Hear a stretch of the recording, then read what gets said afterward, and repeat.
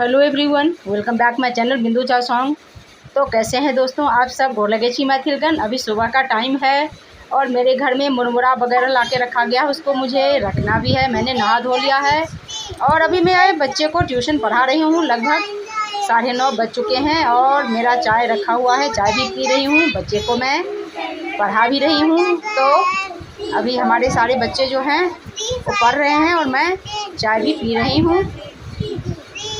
तो इन बच्चों को हमें कुछ याद भी करवाना है।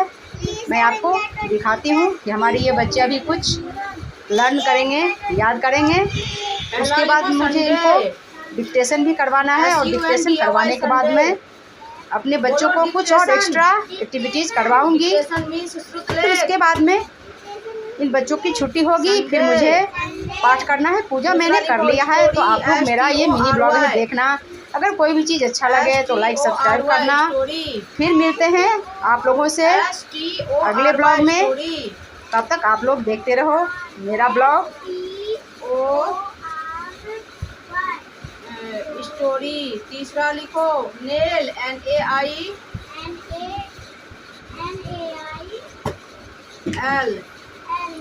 नेल मीन्स नाखून होता है।